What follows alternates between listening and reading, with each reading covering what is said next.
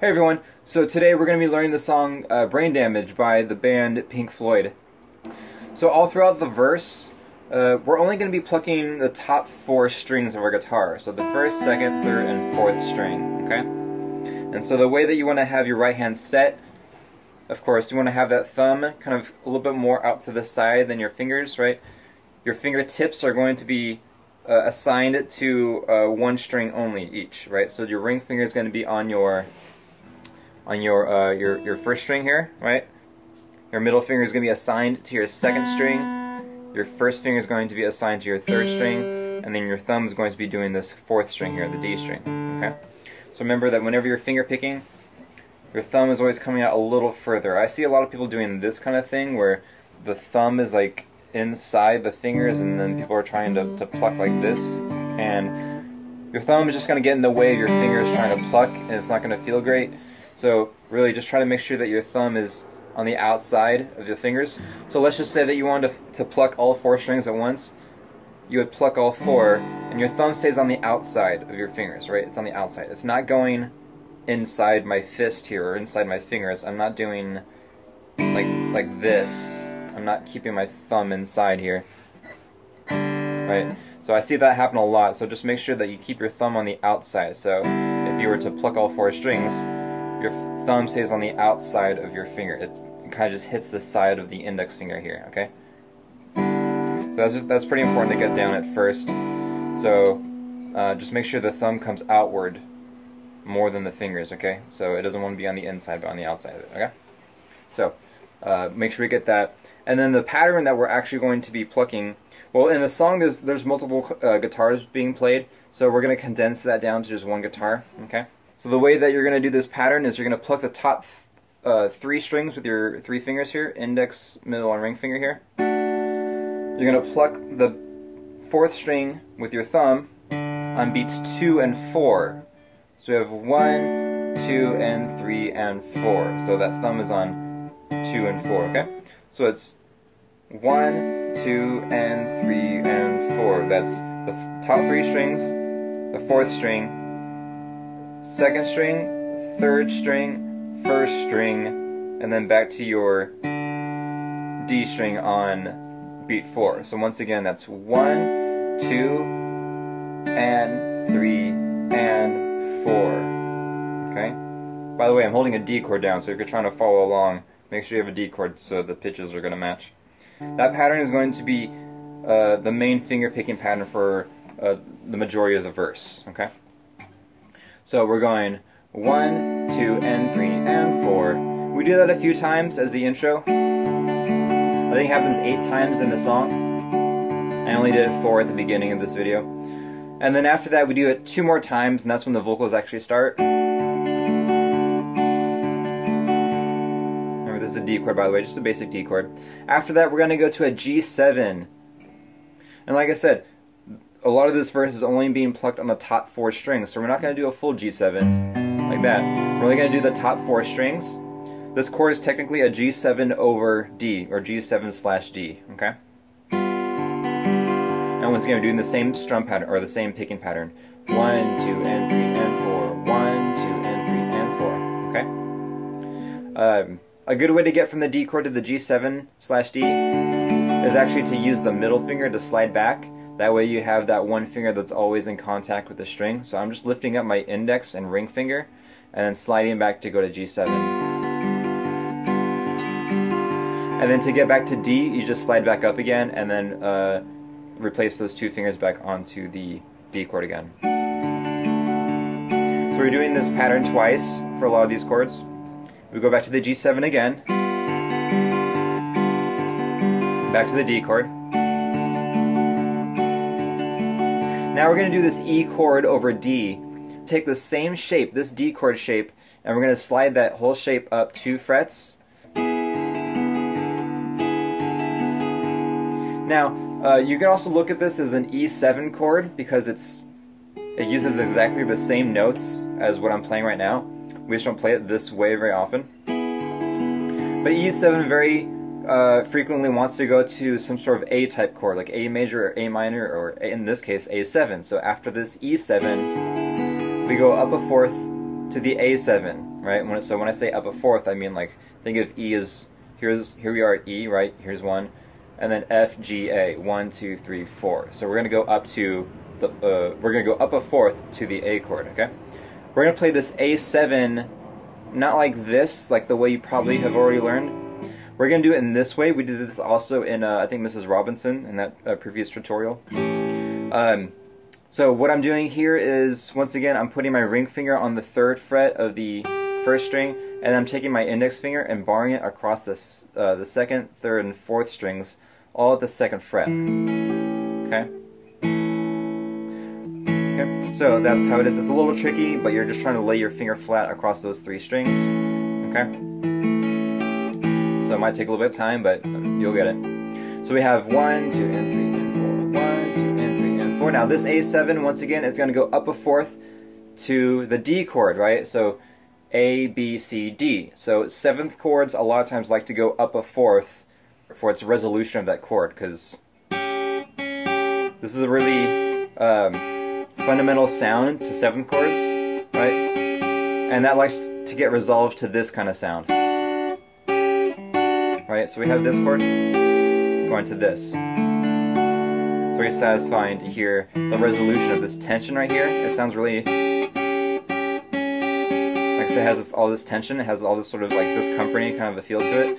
So we sort of dispel that tension by going to the chord that's a fourth higher, right? So so that's going to go to the D chord. But we're going to stop for a second on beat 4 for a moment, because after that we do a little bit of a different pattern. There's a little bit of this variation here.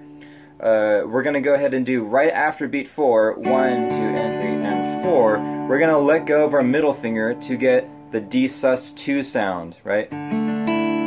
That open E gives us that D sus sound, the D sus2 sound. Okay? So, after doing the D chord, 1, 2, and 3, and 4, you're going to pick up right on that and after 4 with that E right there, and then you go to the 4th string, 2nd string, 3rd string, and then you just do that again. 1st, 4th, 2nd, 3rd. Okay? So you're just doing that 1st, 4th, 2nd, 3rd pattern twice. So you go 1, 2, and 3, and 4, 1st, 4th, 2nd, 3rd, 1st, 4th, 2nd, 3rd. Okay? Once again. And 1, and 2, and 3, and 4. Okay? And so after that, we just repeat all that again. So we do that D chord thing down to the G7. So we do that whole process again. But then when you get to this chord again, this D sus2, after that, we're going to go to the D7.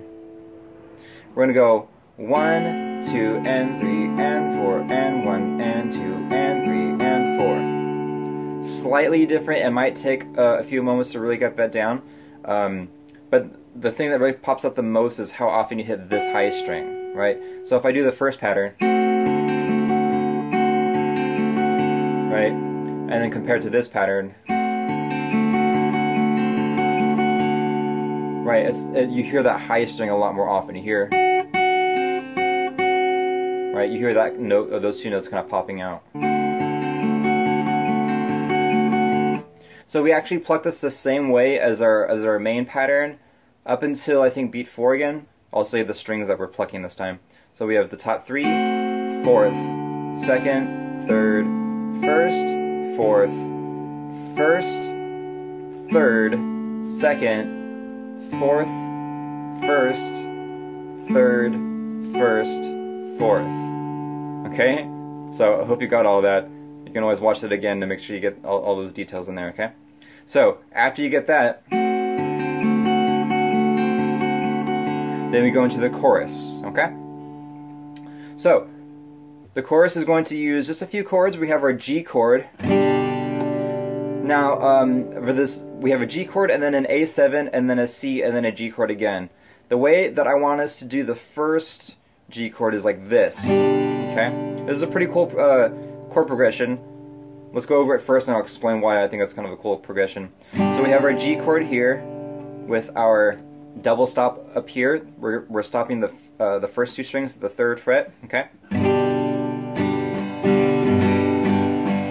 go down to A7. I'm going to use my ring finger as my guide string, my slide string, or my slide finger. So that means I'm going to let go of all my other fingers except my ring finger, and then slide that down, place my middle finger on the 4th string here to get my A7. Now I'm going to go to my C chord, leave your middle finger where it is. Your other 2 fingers will go and find your frets for the C chord. And then we go back to our G chord, and we'll do this one with an open 2nd string, the open B right there. I'm also muting my 5th string. And then back to our double stop G again.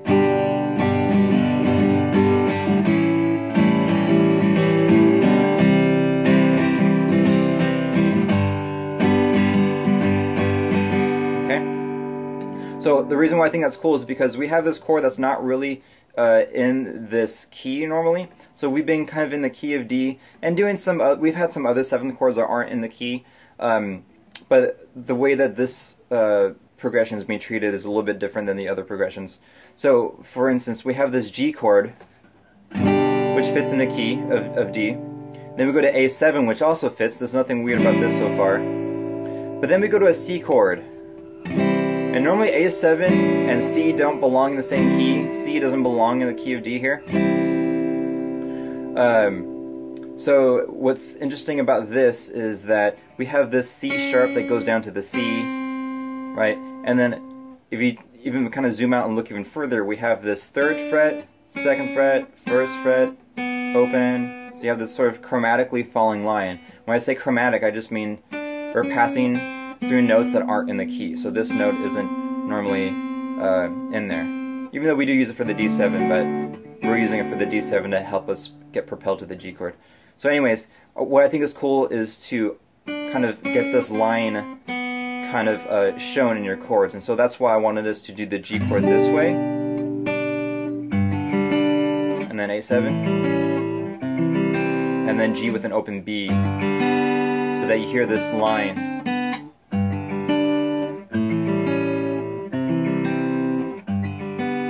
And then it just restarts again. So I think it's a pretty cool progression.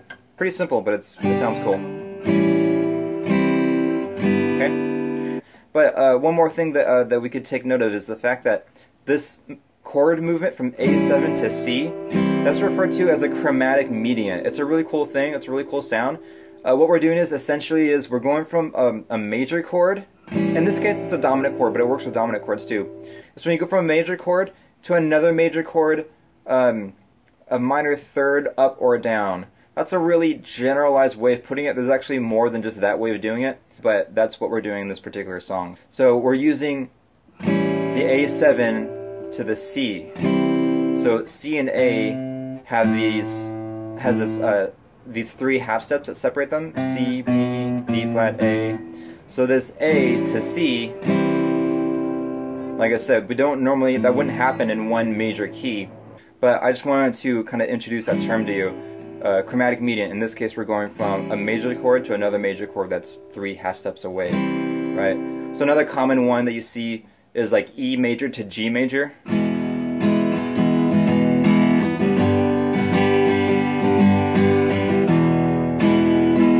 So we're going from this E major that has a G sharp in it to just the G chord. So it has this really cool sound because we're hearing that G sharp to the G natural. It sounds like so that's like those are those 2 chords really broken down to its essentials. We have our E and G sharp going down to our G right there, or G and B, right? Sounds pretty cool. So you see that a lot. You see E to G every now and then, or A major to C major, right? So pretty cool little technique for coming up with chord progressions there. Okay. So the way that I'm strumming this is I'm going down, down, down, up, down, down, down, up, down, down, down, up, down, down, up, down, down, down, up, down. Okay. So remember, you can always let go on that last chord if it helps you transition between 2 chords. So for instance, you can go 1, 2, and a 3, and 4, and a 1. So I went and a 1, right? So I'm not just going and a 1. You can go and a 1 as you're changing, okay?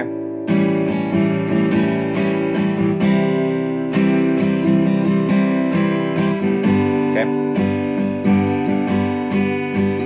And I think also there's a cool part where you could add like this walking bass to it.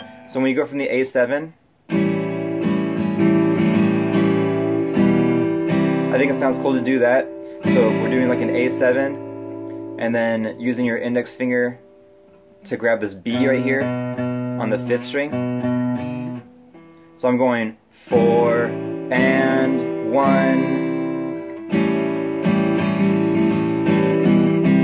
Okay.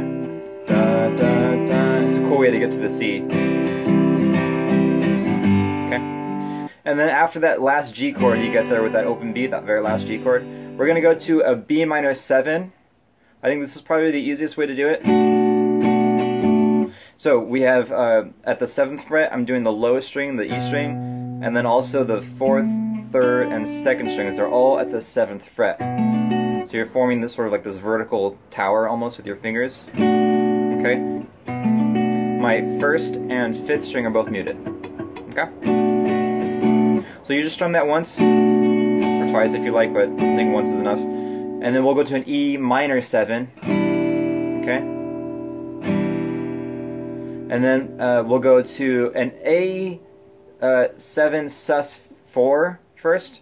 We'll hit like the bass strings. We'll hit the bass string, and then we'll immediately follow up to the higher strings. And then we'll go to an actual A7. So I'm putting my pinky on the 4th.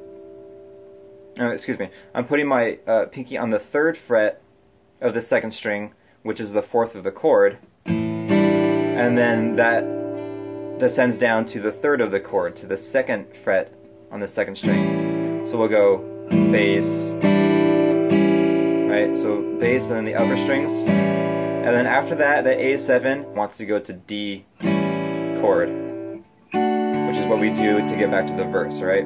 So 7th chords are great for trying to propel the listener to the next chord, right? So there you go. I think that's everything there. Let me know in the comments if there's anything that's unclear. I'll try to re-explain that to you. But it's a pretty straightforward tune, just as long as you get that finger picking pattern down. And I think that's really the trickiest thing, is just those different finger picking patterns, okay? You could also do this with a pick as well. But I just decided to do it with my fingers, but you could totally do it with a pick. So that would probably require a lot of strict alternate picking, I think. So you would want to be very conscious of how you're picking and what direction, and make sure you're getting that right. Okay? So, hope you enjoyed that one. Like I said, pretty old tune. I don't know if any of you guys will know that just right off the bat, but now you do. You got some classic rock song under your belt. And so there you go. So have fun with that, and I'll see you in the next video.